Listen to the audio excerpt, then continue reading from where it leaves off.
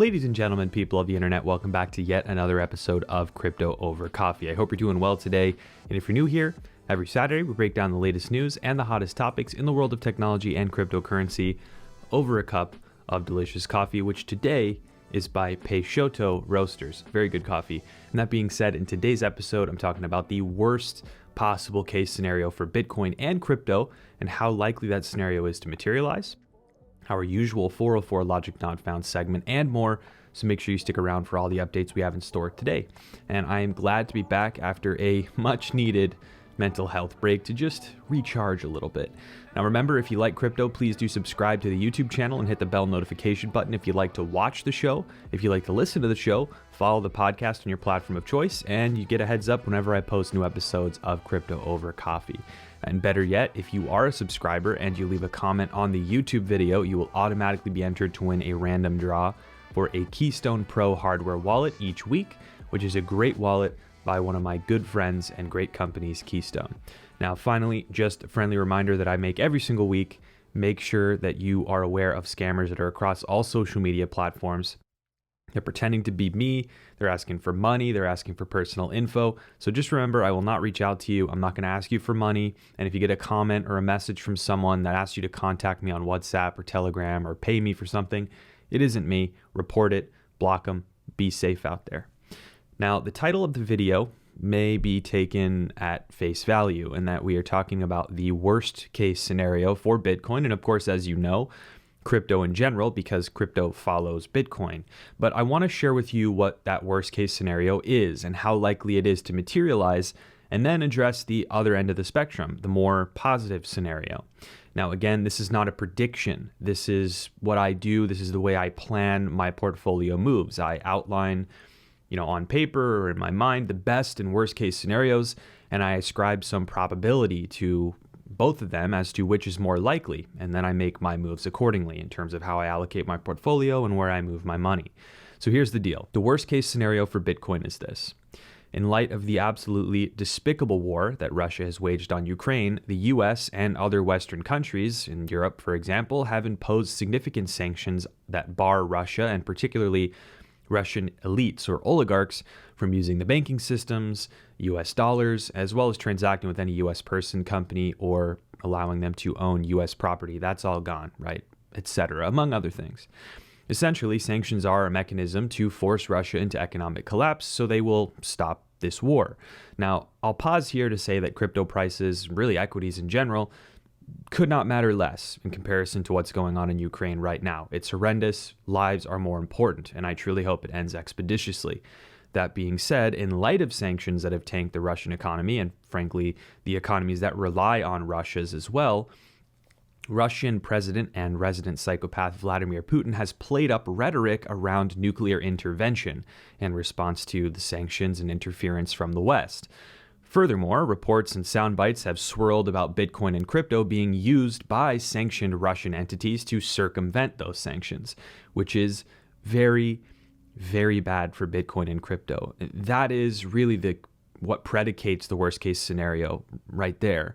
For a long time, lawmakers and regulators around the world have bashed Bitcoin and crypto as a means to circumvent sanctions. And if Bitcoin or crypto is used by Russia in a meaningful and provable way to alleviate the pressure of sanctions, you can bet your ass that the United States and EU will collectively move to ban Bitcoin and crypto, tanking the market and eliminating that loophole. Now, the bigger question is this. How likely is it that this comes to fruition? How likely is it that we get to that point? To me, right now, it's not highly probable. There are a couple of reasons for that. First, while we do know that Russians are active on crypto exchanges in general, per the requests from lawmakers and regulators to exchanges to ban Russian users, data that I've been able to find shows that exchange volumes in rubles, Russia's native currency in general, has dropped significantly rather than increased with regards to purchasing crypto. So it's gone down rather than up. However, remember, average Russian citizens are not sanctioned. It's the government, major entities, and oligarchs that are sanctioned. So these sanctions affect Russian citizens, the everyday citizen, as they affect the economy and the banking systems and these Russian citizens' access to it. But average Russian citizens, to my knowledge, and I'm no expert, can still use crypto legally to transact with the rest of the world while the banking system is disconnected. And secondly, and more importantly, I don't think that the crypto markets are even capable of supporting any large-scale asset movement from Russia and its sanctioned elites. So think about it for a second. The entire crypto market is under 2 trillion in market cap as I sit here right now. The estimated displacement of Russian assets is in the hundreds of billions and even upwards into the trillions depending on what assets that you're counting. There's simply not enough liquidity or supply out there for Russian elites to meaningfully use crypto to avoid the impact of the completely warranted sanctions against them and their oligarchs. Now, much ado is made about DeFi being used here, this way for people to exchange value without intermediaries. But the reality is that the total market cap in DeFi is 114 billion. So again, not even nearly enough. And finally, as I've said about 100 times when it comes to bad actors using crypto, you would have to be a total moron to try to do this one on a public, transparent ledger whose fiat off-ramps are composed almost entirely of the banking systems and governments that you're seeking to work around in the first place. So there's simply not enough liquidity, not enough supply, and frankly, no privacy in crypto, which means that no Russian will likely try to do anything with crypto at scale to avoid sanctions, right? However, will individuals try this? Yes, invariably, which begs the question, how much of this activity will it take to draw the ire of Western governments? That's hard to quantify. It's hard to say for sure, but you can bet that the powers that be will be watching this very closely and acting very quickly. That said, the U.S. Treasury Department seems to share these views about the unlikeliness of crypto being a boon for sanctioned Russians, because I've seen reports of Treasury Counsel, for example, stating that Russia cannot reasonably move that much money through crypto without high cost, high complexity, and high risk of detection. One wallet is seemingly Russian, it's going to be completely banned across the board. Now, all of this suffices to say that the catastrophic outcome for Bitcoin and crypto that many people are talking about in the form of all-out bans may not be all that likely, at least not right now, and things can change fast. But the talk of nuclear war is certainly hurting the traditional and crypto markets, and that will likely continue, unfortunately. That being said, I do want to share sort of the flip side view, the more positive scenario for Bitcoin and crypto as it relates to current events.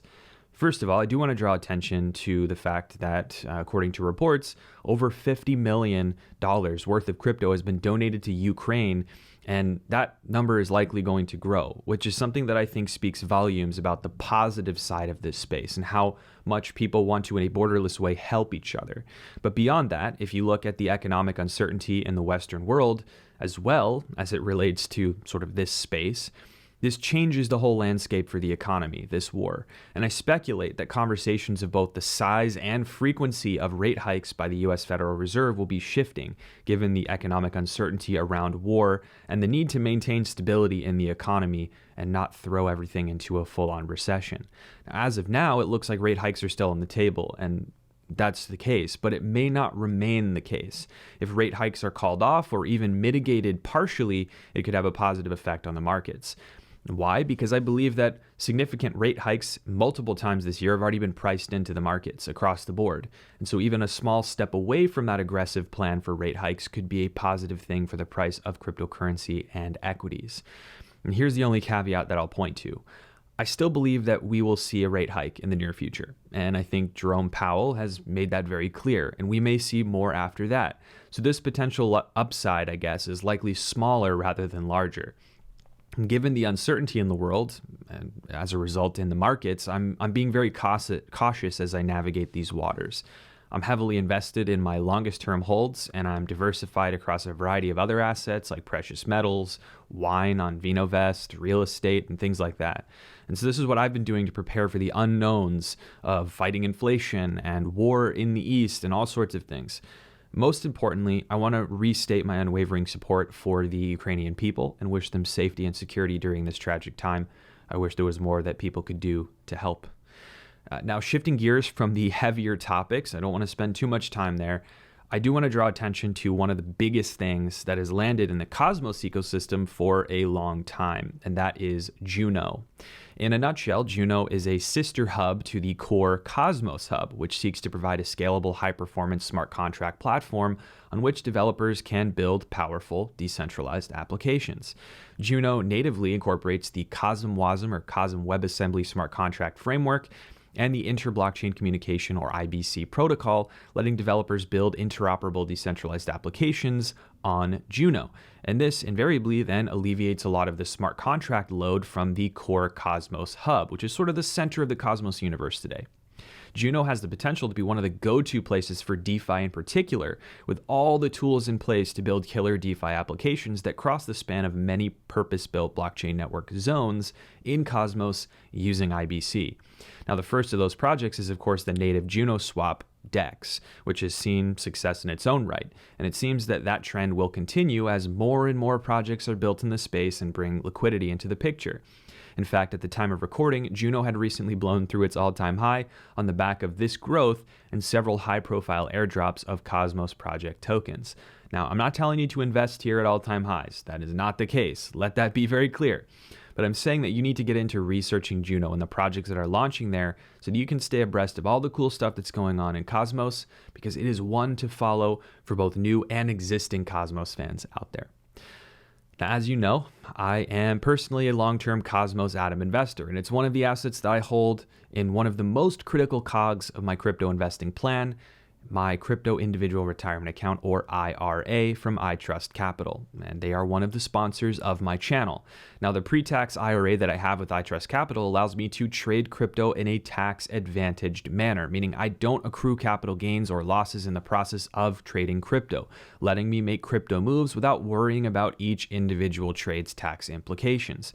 I want you to remember, though, everyone's tax situation is different, so consult a pro so you can get the best possible setup for your own specific needs. So US crypto investors can add this tool to their arsenal and earn $100 in Bitcoin for funding their account using the link in the description and the pinned comment below. Now, it's time for Rational Reactions, a segment on the show where I read headlines from crypto-related publications and give you my instant rational reaction. So let me switch over to the computer and let's go ahead and get started with the segment Rational Reactions. All right, so we got the first story of the day, and it's from Cointelegraph. And the title reads this, the headline: Crypto industry seeks to educate, influence U.S. lawmakers as it faces increasing regulation. Much like other activity in the digital asset space, crypto lobbying has been picking up during the last year.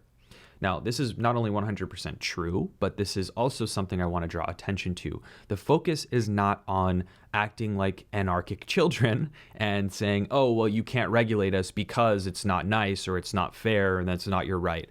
The government regulates. The government makes laws. That is what happens. And so in the world of lobbying and in the world of sort of the industry interaction between people like, Coinbases of the world and the institutions of the world and the government, this is how you get favorable regulation and law passed. This is how you get laws passed and things changed that aren't good, by educating and being able to influence in a non-negative way lawmakers to do the right thing. So this is one thing that I wanted to draw attention to. People are often like, oh, no regulation. Regulation's terrible. We can't have any regulation. I'm sorry. Regardless of how you feel about that, not likely to materialize that way. I can't think of one industry on Earth that is unregulated in totality. So now that we realize that's not a reality, we should probably realize that now the best possible outcome is to make sure that whatever regulation is passed is done with a knowledge and understanding of the space, to give it maximum room for innovation to thrive, maximum room for freedom to thrive. That should be the goal. So really like seeing pieces made about this and drawing attention to the lobbyists who are frankly doing a really good job right now. And I know it's not perfect, but have been doing a pretty good job in responding to negative lawmaking activity and trying to drive positive lawmaking activity in this space. So very happy about that. And let's move on to the next story, which is also from Cointelegraph. Google Trends data reveals that no one cares about the metaverse or NFTs in 2022. Search interest for keywords metaverse and NFT has continued to drop since the start of the year. Now, I have two thoughts on this. First of all, the beginning of the year has been marked with a lot of other things in the world that draw attention away from things that really don't matter right now, like NFTs and the metaverse and the prices of crypto, to things that really do matter, like global conflict, just for example. So I don't really think it's all that surprising. But second of all, let's liken this back to DeFi. in the 2019-ish era, the 2018-ish era. It was the hottest thing. It was the next big thing. Hey, DeFi is going to eat the world. And then all of a sudden, no one cared about DeFi because it stopped growing. It was not mature at the time. We're in that exact space right here. Metaverse and NFTs, people are caring less and less about it right now. It will come back. The reality is that search traffic and Google Trends are only one small metric. It's going to be builder time here very shortly. As I've been saying for a long time, I think that this is going to be a time where everything sort of resets, like the 2018 bear market. Maybe the prices aren't going to drop that far. Maybe they will. But I think this is going to be a time where things maybe go sideways, maybe go down. Builders are going to build. NFTs and the metaverse and crypto, it's here to stay. And eventually, this will all come raging back. So I wouldn't focus too much on the Google Trends and the Google search data. I don't think it really moves the price all that much anyway. Okay, the next story is right here on Decrypt. OKX, the latest Bitcoin exchange to lean into sports marketing with a Manchester City sponsorship. The deal means OKX will find a new presence at Manchester City's home, the Etihad. There's a typo there. But anyway, this is just another example of crypto permeating into sports. My favorite sport, football. Really happy that crypto has made such an impact in this space, and there's actual real tangible sponsorships that haven't been shot down by regulators in this space. The biggest thing that I want to point to here is that crypto is moving further and further into the mainstream. You're now seeing what was once dominated by fintechs now being dominated by crypto companies as well in the advertising at sporting stadiums, in banners, on jerseys, on training kits, outside stadiums, literally the name on stadiums. And so that's one of the big things that people need to realize is that now is much different than 2018 was and 2017 was. In 2017, it was all speculation. It was all retail investors buying, trying to get rich quick. And there's plenty of that still. But there was no real tangible adoption, and there was not a whole lot of institutional and general market interest that legitimized crypto the way that it is today. This is just another example of that in the sporting world. And I think we're going to continue to see this as bigger organizations, bigger enterprises, bigger companies continue to dive deep into this space. Pretty cool stuff. And the last story of the day is from CoinDesk. The game is on. The hunt for Web3 gaming models. GameFi will be bigger than just Axie Infinity. Now, this isn't really, I'm not getting into the opinion of this opinion piece, but this headline draws a really good insight.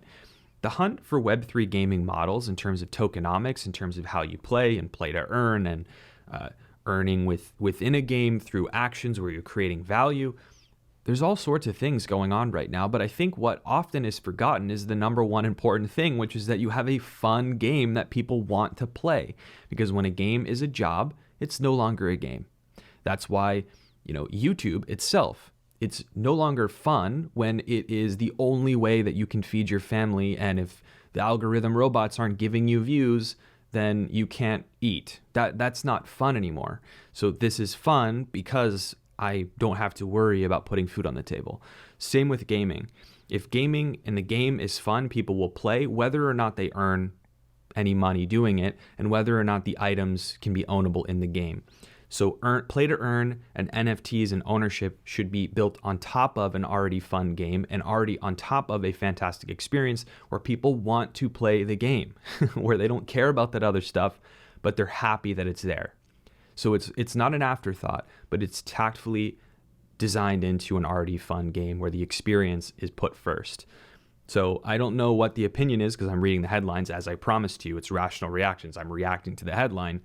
But I would assume that this is kind of going through the process of what other companies are doing outside of Axie. So just my thoughts. But let's go ahead and move on to 404 Logic Not Found, which I know is a fan favorite. Now, ladies and gentlemen, it is time for 404 Logic Not Found. And for those of you who are as of yet uninitiated in this little firecracker of a segment, I highlight notable tech-related fails or otherwise stupid moves in the world that need to get some attention.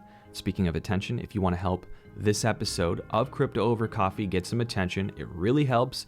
You can tell those algorithm robots that other people might like this video by doing a couple simple things. Hitting the like button, getting subscribed, following the podcast, sharing that podcast with others. It tells the robots you're enjoying it, and of course others might. So thank you for that in advance, and a quick coffee break. Now, today's illogical soup du jour is the result of an article that I read on Fast Company about the terrible environmental effect of using the internet and connected devices. And this is not to attack the author of Fast Company. This is purely informational and rhetorical.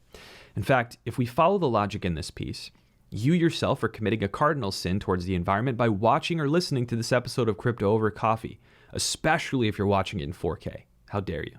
Now, the title of this article is, quote, "Surfing the web isn't just bad for your brain, it's terrible for the environment," end quote. And it outlines a handful of the ways that both creating and then subsequently using internet-connected devices to do a whole lot of things like consuming content are destroying the environment via CO2 emissions. Buying your smartphone, destroying the environment. Now, in the article, it hits on things like watching videos online, interacting with each other online when we could interact in person, buying a new phone every year, as some of the sins one commits in carbon emissions related to digital activities. And to an extent, I agree with some of this, actually. People buying a new phone every year, really, that never made sense to me, really. But hey, to each their own. Here's my issue with all of this. You cannot unring the digital bell. The world is not going to go backwards and decide, oh, hey, okay, I'll replace my video consumption on TikTok with black and white medium-sized JPEGs or printed Wall Street Journal in the name of the environment. Not only that, but more and more of the world is going to get connected and get a smartphone in their hand. The internet is coming to the entire planet in full scale, so you have to get ready for that. This is the incontrovertible truth. And to make this sort of tongue-in-cheek, it's the inconvenient truth. Trying to force change in human behavior for things like what content we consume or whether we use Wi-Fi or cellular data to watch the video that we want to watch, it's just a failure waiting to happen. And history has shown us that time and time again. People do what they want, and a generation reared on technology is not going to change all their behaviors because someone said so. This article went so far as to close the piece with another rhetorical question. Quote, "Could video that's deemed unnecessary one day feel like a waste of resources? In 2030, will a 3-minute video of a cat playing the piano on YouTube be the equivalent of the demonized single-use plastic bag?" Again, we're solving the wrong problem with the wrong solutions. Social policing of wasteful social media practices is not only a fruitless waste of time, but it's a divisive talking point. We don't really need more division here. What we really need, in my opinion, is non-polluting energy production at scale to meet the inevitable and unchangeable demand growth that will continue to happen globally. And this is demand that we cannot stop. The world is going to need its sort of Manhattan Project moment where we're against the ropes and we have to, for our very existence, solve this problem. You can spend a lifetime pontificating about how wasteful your neighbor is for watching TikTok at the pool on 5G, which wastes so much energy and emits so much carbon dioxide. Or you can spend that effort and money advocating for renewable energy technology development to actually solve the underlying problem. If we have the ability to produce more energy than we need without emissions, more than we'll ever need to consume, this problem dissolves into the ether. And that's the end game. So in the meantime, I of course advocate for being judicious and saving energy where you can. I'm very careful about that in my life. But let's be realistic about how we're going to do this and what people are going to reasonably do to that end. If Earth Day is any indicator, one day of turning off the lights or one night of turning off the lights is more than most people can muster in being kind to the environment. Policing technology use and shaming people and trying to run against the tide of humanity's growth and behavior, for that matter, is not the answer to this undeniable problem. It is a huge problem, but this approach is a 404 logic not found. The answers are out there, but we as a people, as a species, need to work together to get us there. Now, my friends, it is sponsor time, which keeps my coffee cup full and my show coming to you across all platforms. Today's show is brought to you by my friends at Chain Guardians, actually, who made this awesome sweater. And they're also building one of the coolest metaverse projects that I've seen so far, the Cryptoverse. For those interested in getting access to land in the Cryptoverse, you can check out the allow list that's open until March 6, 2022, ahead of the first sale on March 8, 2022, on Polkastarter. Polkastarter is actually giving away one parcel of land in the Cryptoverse on its AMA or Ask Me Anything event in its Discord on March 6th. So you can check that out if you want to learn more and, of course, have a chance to win a piece of land. Now, I would be remiss for not reminding you to remember that for any metaverse or NFT play, local regulations apply to these sales, and they are high risk. So please be careful and know those risks before jumping right in. That being said, as the first sale draws closer for the Cryptoverse, I'm excited for what's to come this year for the project, and I'll be keeping you posted on the latest as time goes on. So thank you for the team. Thank you to the team for sponsoring this episode. Really, really appreciate it. So let's close out the show today by doing some community Q&A. I always answer questions from folks who watch the show, so please leave your questions in the comments or tweet me your questions at Hashoshi4 on Twitter. I'm always looking for new questions to ask. There is no such thing as a silly question or a noob question. I want to answer whatever questions that you have. So let's go ahead and dive into the ones that I picked out from the last episode of Crypto Over Coffee. Now I'm going to pull those up here on the computer, and let's see what we've got from last week's show. Well, actually, it was 2 weeks ago because I did take some time off. Thank you for your patience on that. Okay. First question of the day is from Drew Johnson. Shoshi, I got an email from Ledn stating that in an upcoming update, they will no longer be offering interest on BTC or USDC deposits. Can we get some more clarification as to why and what the motive is for making this change? Will they be offering something else beneficial in exchange? So as you know, I'm a big fan of Ledn. I've used it for a very long time. In fact, they've sponsored quite a few shows on Crypto Over Coffee. Now, Ledn and a lot of the other platforms are doing this in reaction to the BlockFi settlement. And there's this whole thing going on with the SEC around high yield and protecting investors, protecting, quote unquote. Now, there are risks in high yield. That should be made extremely clear to whoever's in these. These are not risk-free. Putting your money in Celsius and BlockFi and Ledn is not risk-free. You should know this. I've said it before. Other people have said it before. But what's going on now is a lot of these platforms are now saying they will no longer be offering interest on new deposits. So new deposits of Bitcoin or USDC to Ledn will not earn yield, and that is for US investors. Now, this is in reaction to regulatory concern, but that means that any assets you have in Ledn already are, of course, going to be eligible for interest, at least for now. And this is a developing thing. The motive, of course, is not Ledn just deciding they don't want to do it. This is Ledn trying to protect you and itself from a regulatory perspective, from a legal perspective. So what I would say is we'll have to watch this unfold as the regulatory side of things becomes a little more clear.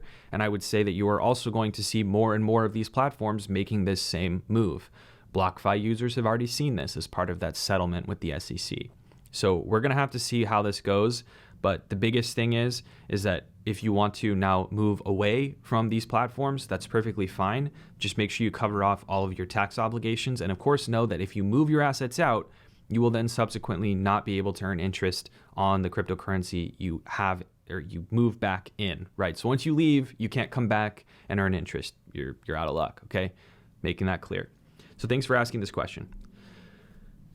Next question. This was in relation to the last episode because I was recording it late at night and I was drinking a beer instead. And I figured it's fun to know more about me and what I do. If you don't care, let me know in the comments. What kind of beer are you drinking? Cheers. I'm really into beer like I am coffee. I really like to brew beer. It's one of my favorite hobbies. And I'm a big fan right now, especially as the weather was warm where I was. I was in Florida for a while. Really into Pilsners, especially Czech Pilsners. I really love the classic, crisp Pilsner style beers.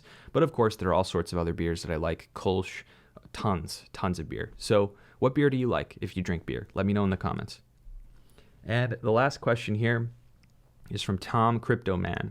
Thoughts on Moonbeam? Just had a huge unlock of token supply.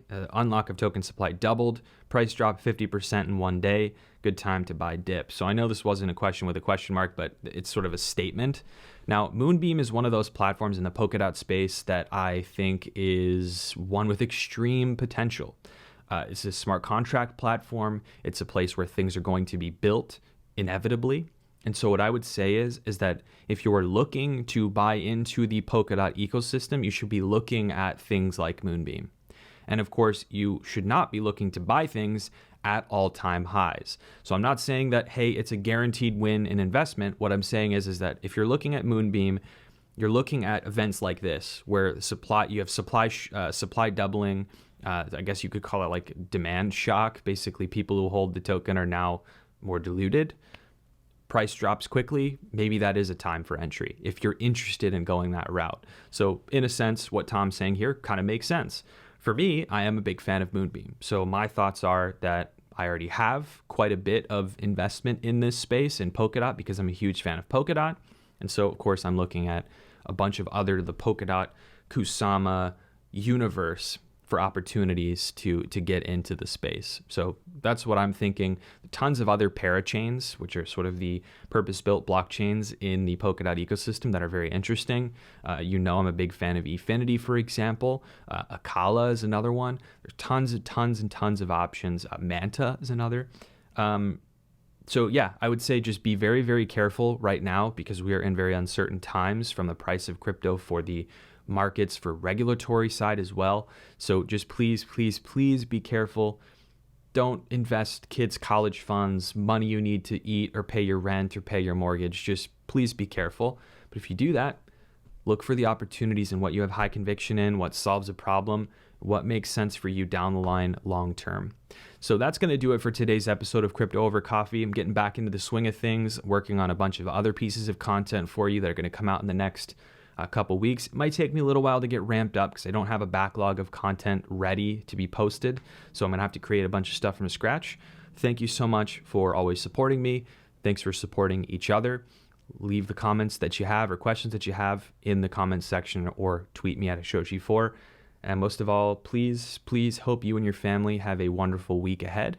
And until next time, cheers.